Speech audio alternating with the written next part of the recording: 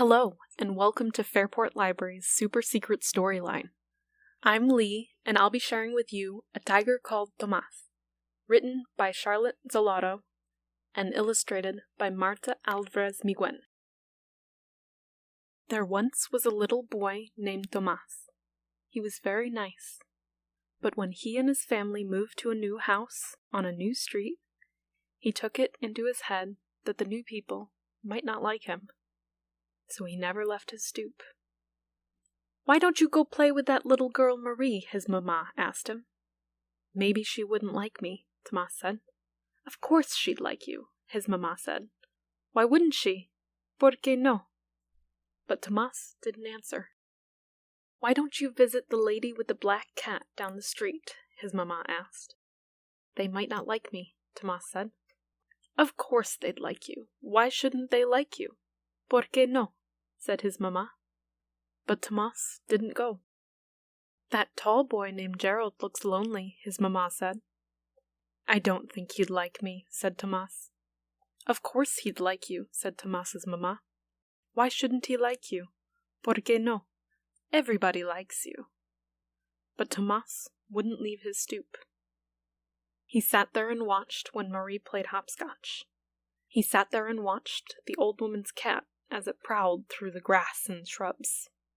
He sat there and watched when Gerald walked past the house, and he thought about how tall he was. "Oh, Tomás," said his mamma, "everyone will like you. Why don't you go play?" But Tomás shook his head and just sat on the steps, watching. The lady in the house across the street was always out in her yard, watering the plants, raking the leaves, sweeping the walk, picking her flowers. And all the while, Tomás sat on his stoop and watched. He watched the old man who came up the street with his big black poodle 3 times a day. The poodle always looked over its shoulder at Tomás, and its tail stood up like a small palm tree and wagged from side to side. But Tomás just sat on his steps and watched them pass.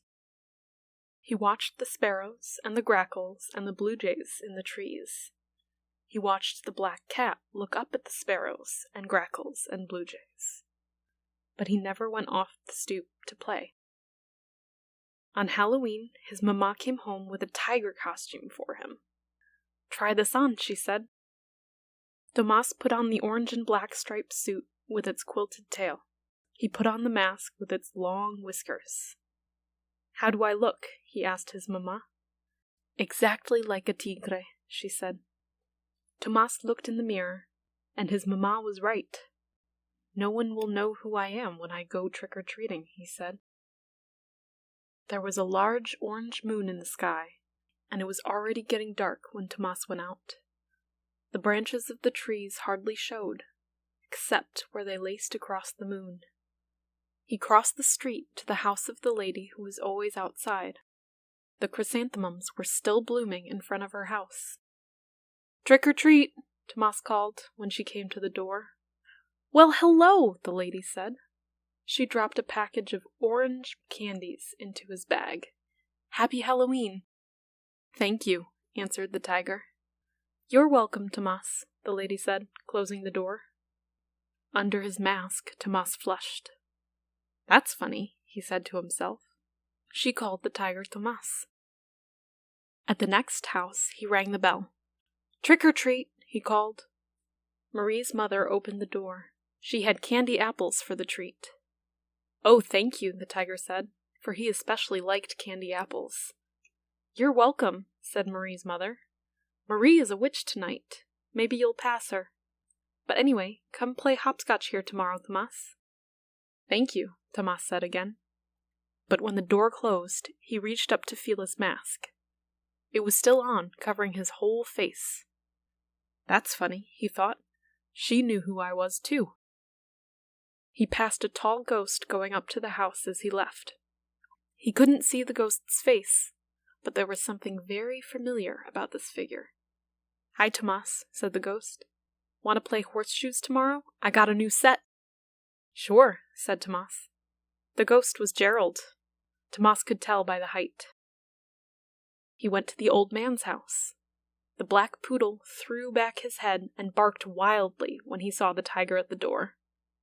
But when he sniffed at the tiger's feet and sniffed at the tiger's quilted tail, he suddenly put up his own palm tree tail and wagged it hard.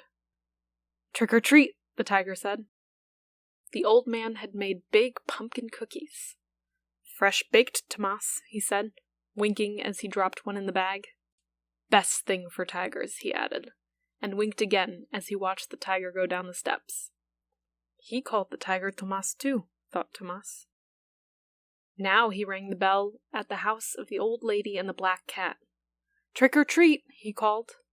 Come in, the little old woman said. Her black cat looked curiously at the tiger, and the tiger reached out to stroke the cat's black, slippery fur. "He loves that," the little old lady laughed. "Come play with him again, Tomás," she said. "He gets lonely." "So do I," said Tomás. She knew too, he thought to himself as he turned toward home. The orange moon was a little higher in the sky. The sky was a little blacker than before. He couldn't see any of the branches against it now. A group of ghosts and goblins was coming down the steps of the lady across the street, and a solitary but familiar-looking witch, with her broom under her arm, passed him. He looked at her curiously as he walked slowly towards the steps of his house. It was Marie. "Hi, Tomás," called Marie. Tomás walked upstairs to his own room. He looked in the mirror at the tiger, at the tigre. The tigre in the mirror looked back at him, whiskers and all. "Have a good time?" asked his mamma. "How did they know who I was?" Tomás asked. "Did they?" said his mamma. "Yes," Tomás said. "The mask didn't fool them a bit, and they all asked me to come back." "I guess they all like you," his mamma said. Tomás looked at her. Suddenly he felt wonderful. Maravilloso. "Oh, I like them too," he said. And when he took off the mask, he was smiling. The end. Thanks for dialing in.